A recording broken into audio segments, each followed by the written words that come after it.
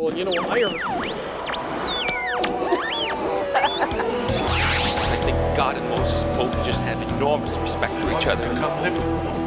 One gladiator has that same right spirit as Look, the judges are proud. Even the Egyptian judge is impressed. Until recently, you claimed that the earth revolved around the sun.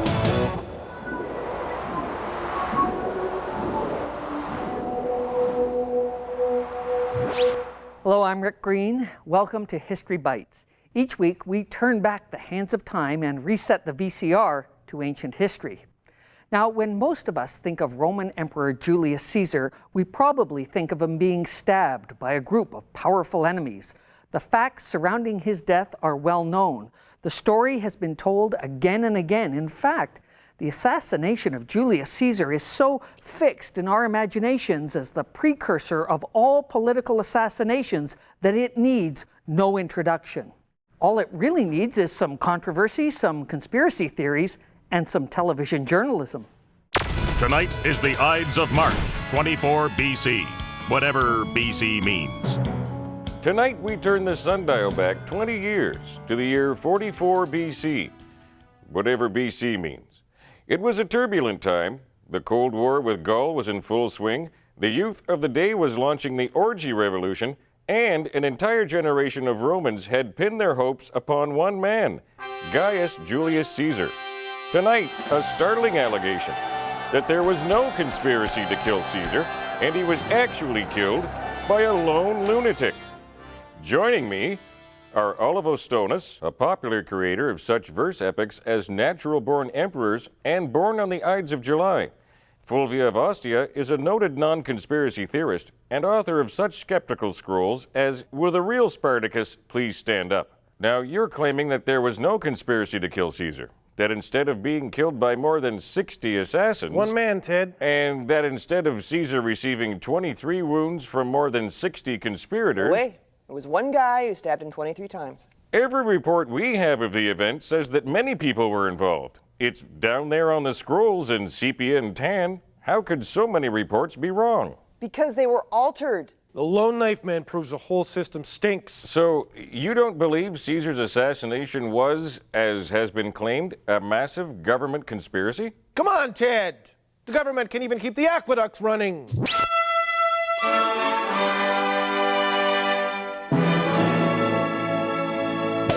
Tetanus. What massive civic project was begun by Julius Caesar and completed by Augustus Caesar? Military dictatorship. The Circus Maximus. Teresa. Who cut the number of Roman legions from 60 down to 28? Barbarians. Augustus Caesar. Romus. What is the smallest unit in the Roman military? A hunk of a dead guy? A century. Yeah. This Roman Republic is chugging along for hundreds of years. Then suddenly, Julius Caesar makes himself dictator for life and totally destroys democracy, right? And that alone is supposed to make dozens of senators form a secret plot to kill him? I mean, this one guy dissolves the old republic and replaces it with an evil empire, so then they started a rebel alliance to use their force to stop him? I mean, maybe a long, long time ago in a galaxy far, far away, but not here, not now. Could the lone knifeman theory be true? You're certainly not going to get any hints from my carefully neutral voice. First, let's wander down Via Memoria as Nightline correspondent Lara Croftica revisits the life and death of Gaius Julius Caesar. And will preserve, protect, and defend your own selfish interests. My own selfish interests. So help you, Jupiter. So help me, Jupiter. And so help you, Juno. And so help me, Juno. It was the end of the 50s BC, whatever BC means, and Rome was the only superpower. The Roman Republic had been humming along quite nicely for about 4 centuries before Julius Caesar. Under the Republic, there was no one ruler. Every year, 2 consuls were elected to run the state, sort of a two-party system where both parties got elected. The 2 consuls were advised by a council of elders known as the Senate. It was sexist and elitist, but considering what was going on elsewhere at the time, it was a pretty good system for 4 centuries. But no system is so good that someone can't think of a better one. And the better one usually features that same someone running the show. My fellow Romans, ask not what your empire can do for you, ask what you can do for Julius Caesar. 10 years commanding our army in Gaul made him something of a war hero. You know, by the time he made it back to Rome, he scored unusually high in all the public opinion polls. Of course, he did have his army with him when he was out conducting the polls. I propose that this nation dedicate itself to the task in the next 10 years of sending an army to Britain, subjugating it, and returning our men safely to Rome. Well, I remember one of the tenser moments. Mr. Caesar sent an ultimatum to the Senate that Pompey should lay down his command and withdraw his army from Rome. Well, the Senate refused, and this triggered the Pompey militia crisis. I still shudder when I look back at that crisis and realized how close we came to a full-scale war. So close, in fact, that after Caesar crossed the Rubicon River with his army and entered Rome, there actually was a full-scale war. At the end of a crisis. Mankind must put an end to barbarians, or barbarians will put an end to mankind.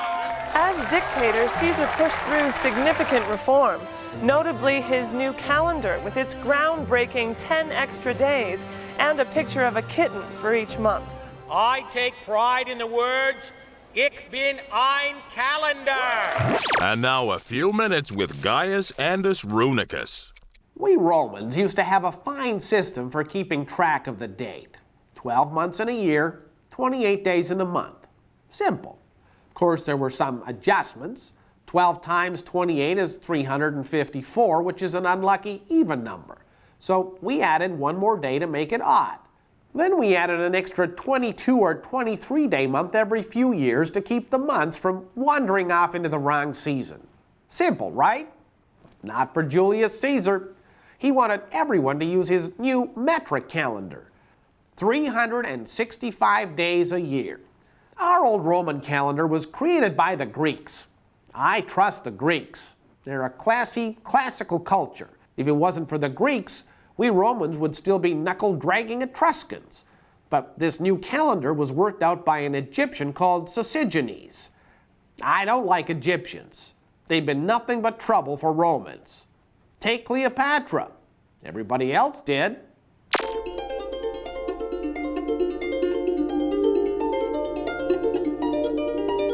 How has Emperor Augustus made himself appear more formidable? Lifts in his shoes. Correct. Teresa, what does Emperor Augustus like his wine and his women to be? 14 years old. Correct. Romus, while his imperial wine steward obtains the emperor's wine, who helps procure young girls for him? His wife, Livia. Correct. You know what they say, Caesar was every woman's womanizer and every man's man-killer. Perhaps the most celebrated of Caesar's secret loves was Cleopatra. Caesar met the queen siren on a trip to Egypt, and the two became inseparable.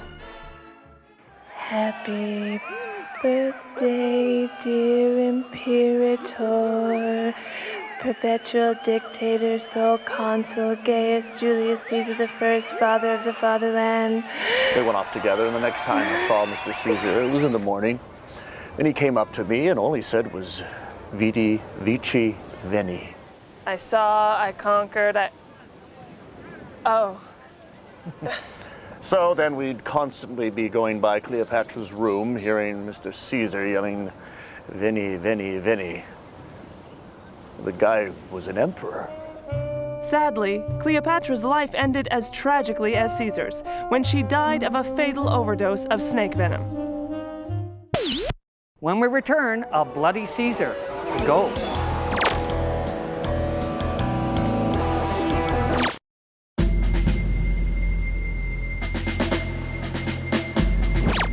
To the ancient Romans, the word dictator wasn't automatically negative the way, say, lawyer is to us. During emergencies, the Roman Senate would actually appoint a dictator for a 6-month term. Like previous dictators, Julius Caesar was appointed. Unfortunately, he'd appointed himself, and not just for 6 months, for life. But what really ticked off the other ruling Romans was that, according to rumor, Caesar wanted to be king. Well, Rome hadn't been led by kings since the worst days of its history. It would be like a modern American saying, I declare myself president for life, but what I really want to be is the Führer. It's a wonder Caesar made it as far as the Ides of March. Tonight, on the 20th anniversary of Julius Caesar's death, new evidence of a cover-up. Officially, his murder is credited to a cabal of senators and powerful men. Why would the authorities want a cover-up? To maintain the status quo, to protect the interests of the rich man, to keep the system going. Exactly. There's like 60 million people in the empire. If people thought that one lone person could make a difference, there'd be like total anarchy. Romans would be murdering each other all the time. Romans are murdering each other all the time. Right, but which Romans? The rich, powerful ones. Yeah. Good point. For most folks, political assassination is a spectator sport. It's like gladiator fighting. Yeah. Let's take a look at the horrific events surrounding the violent and bloody death of Julius Caesar. Well, you see, back in 44 BC, it was rumored that the Senate was going to bestow some new honor on Julius, and that sounded like a great plebeian relations opportunity to me, Pose with the senators for a few coins. Well, Calpurnia, Mrs. Caesar, she begged him, Julie, don't go, she says. Over and over again she says it, but people just laughed. Poor dear, she was so worried. She'd been up all night the night before, reading entrails and all to predict the future, Rabbit guts, I think it was. She found a mysterious black tarry substance in the intestines there, She said it was a bad omen, but Caesar just said it was a load of crap. Yes, it's true. We received a tip from the local soothsayer regarding the Ides of March. But since then, we've come under a great deal of criticism for not following up on this lead. But when you live in this city, you hear so many soothsayers telling you to beware of so many things. Why, just this morning, the soothsayer told me to beware of the 5th day before the calends of October. Mrs. Caesar and I accompanied Mr. Caesar on his walk to the Senate House. Well, word got out, and people lined up all along our route just to catch a glimpse of the Caesars. Julius Caesar's pedestricade left Caesar's house at 10:05 a.m., walking toward the Senate House through Delia Plaza. At 1:23 p.m., Julius Caesar was assassinated, just outside the Roman Scroll Depository. Here is a bulletin from RBS News. In Rome, Italy, knives were stabbed at Dictator Caesar's pedestricade. The first reports say that Dictator Caesar is unharmed in the attack. The second reports say that Dictator Caesar died some 38 minutes ago. And according to reports just in, Caesar has been seriously wounded, possibly to death. I saw the terrible condition of Mr. Caesar, whose head was in Calpurnia's lap, and on her toga, and on her hat, and a few feet to the right. A group of conspirators led by Marcus Junius Brutus immediately claimed responsibility. Brutus tried to rally Romans to restore the Republic, but fatefully, he allowed Mark Antony to speak at Caesar's funeral. Countrymen, it was him! We did it! Shut him! Then that nasty man Brutus took over the city, and then Mark Antony defeated Brutus and ran him out of town, and then he took over the city, and then Caesar Augustus defeated Antony and he took over the city. But it just wasn't the same, Mr. Caesar was a visionary. He was ahead of his time. He took a stand on civil rights. In fact, he stood right on top of them and crushed them into the ground. He eliminated corruption in the Republic by eliminating the Republic. And he was even the first man to show the dangers of dictatorship by getting himself killed. Okay, for M.M. Sesterces. An augur predicts the future by watching grass grow, observing the stool samples of the elderly, observing how chickens eat their grain, or eeny, meeny, miny, mo. Really, the only one that makes sense is C, scattering chicken feed and observing how the chickens eat it. So, yes, I'll go with C, please, Regis. And you're right! It's a day one can't forget. Yes, I remember where I was. Exactly. At the baths. I was in the frigidarium, just relaxing, My slave came in and told me that Julius Caesar had been assassinated. I felt so cold because I was in the Frigidarium. So I got up and got into the hot tub instead. I was standing outside the Senate House having a little nightcap that morning when suddenly a stab rang out. I looked up for my drink. It was a bloody Caesar, and so was my drink. I was at the Forum when I heard that Pompey was killed. I was in the baths when Mark Antony died. Cicero was the Agora, and Cato was the Colosseum, Vercingetorix, the Villa. What? Someone killed Caesar Augustus? Fantastic! It serves that power-mad dictator right, and it's a good day for Rome, huh? No, Sir Julius Caesar. 20 years ago. Oh. Caesar Augustus is quite healthy. Good! Good! I'm happy to hear that. Hang in there, big guy! And you know, a lot of Romans love to eat mice, right? You know, those little mice, those dormice. The dormice are so popular amongst Romans. It's a big business. I mean, there are snack stands all over Rome, right? Selling dormice and stuff. So the merchants, these folks selling the snacks, they're trying to come up with, some fancy names. So here's your top 10 list. Here we go. It's from the Home Office in Gaul, the top 10 rejected brand names for edible dormice. Here we go. Number 10, rodent pops. Number 9, mini-fivals. Number 8, ratsicles. Number 7, Dijon mouse turd. Oh, no, you don't need that. Oh. Number 6, quarter mouser with cheese. Number 5, toasted Mickeys. Oh, that's not bad. Number 4, ratatouille. Number 3, snouts and paws and tails. Number 2, mice cream. And the number 1 rejected name for cooked dormice, vermicelli. There you go.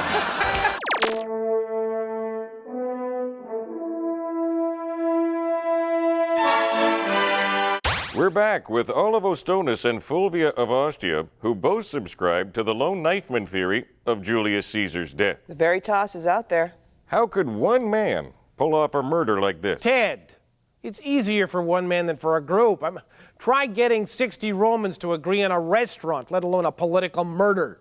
What about all the witnesses who saw multiple assassins? Witnesses are very unreliable, especially seeing as most of the witnesses claim to be part of the conspiracy. There just weren't a lot of unbiased observers that day. Just doesn't seem possible one man could create all those wounds with just one dagger. Well, maybe it was a magic dagger. Yeah, or maybe he was just a very methodical killer. Let me demonstrate on a slave. So here he is, he's standing behind Caesar, he brings his dagger down, plunges it into Caesar's back, and then steps over to the left. Back, and to the left. Back, and to the left. What is... Back. So there he is, stabbing, stabbing, stabbing, right? And after 23 wounds, he says, yeah, I think he's dead now. All right. Let's say it was a lone knifeman who killed Caesar. Who do you think it was? Marcus Brutus? Brutus was a patsy. He was Caesar's best friend. Why would a politician stab his own friend in the back? Coming up, a real-life conspirator steps forward.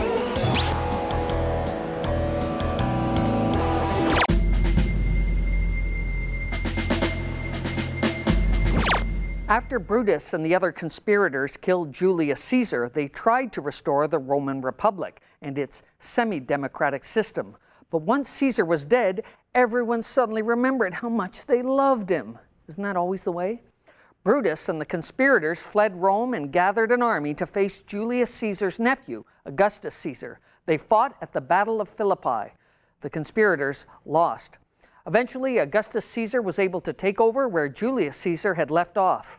Just imagine getting rid of one leader only to have him replaced by a younger version with practically the same name. Well, at least his middle initial wasn't W. We're joined now by Tilius Cimber in Naples. Tilius claims that he was part of the conspiracy that killed Julius Caesar. I was part of the conspiracy. We knew there was social change in the air. We knew we could really make a difference if we just killed the right person. We just didn't know what BC meant. But public sentiment turned against the conspirators. Yes, citizens can be so fickle. Look, this is Right so after absurd. We know Caesar was killed by a lone lunatic. No. We all did it together. It was very important. We all stabbed him to show our solidarity with each other. I'm sorry, there's just no convincing evidence that there was such a conspiracy. Yes, there was a conspiracy. I was a conspirator. We all talked about this for months before we did it. And then we did it. We conspired.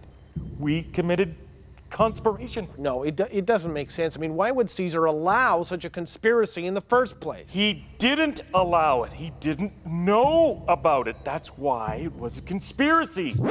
Good evening, I'm Greta Van Succinct. Tonight, is the Senate corrupt? We talk with a senator who we have paid to say it is, and then it's the mothers who we paid to deny it. It should make for an interesting debate, so stay tuned. I promise you'll get our money's worth. If there's so many other people in this conspiracy, why don't they step forward to corroborate your story? Like, where's Marcus Junius Brutus? He was killed at the Battle of Philippi. What about Gaius Cassius Longinus? He was killed at the Battle of Philippi. Decimus Junius Brutus? He was killed at the Battle of Philippi. What about Gaius Trebonius and Decius Brutus? They were killed at the Battle of Philippi. Publius Servilius Casca? Oh, he's right here in Naples with me. Really? No! He was killed at the Battle of Philippi. The whole conspiracy was killed at the Battle of Philippi. Well, don't you find that just a little convenient? We may remember Julius Caesar for the way he died, but his legacy lived on long after him. He dismantled the Republic, and his descendants made sure it stayed that way. He claimed ultimate power for himself, and his descendants made sure they kept it. Augustus Caesar ruled for more than 50 years, then passed the reins of power to his stepson Tiberius. The Roman Empire was born, producing 400 years of emperors, some good, some bad, some really bad. Although Julius had never become a king, his family name, Caesar, eventually became a synonym for a king or emperor, surviving today as words like Tsar and Kaiser. Not to mention the Caesar, the king of salads. Yes, things worked out pretty well for Caesar's heirs, just not for Caesar. Et tu historia, he might have said, which is, of course, Latin for History Bites. Like, if you wanted to get rid of the emperor, how come we still got one? Exactly. You say you wanted to bring back the Roman Republic, but I don't see any republic here, do you? Nope. All I see is empire. Wait a minute. I can prove we did it. Aha! Look at this. It's Caesar's ring. I took it from his very finger. By Jupiter's loins! You see? We were wrong. There was no postal worker named Mario. Right. You are the lone knife man! Yeah.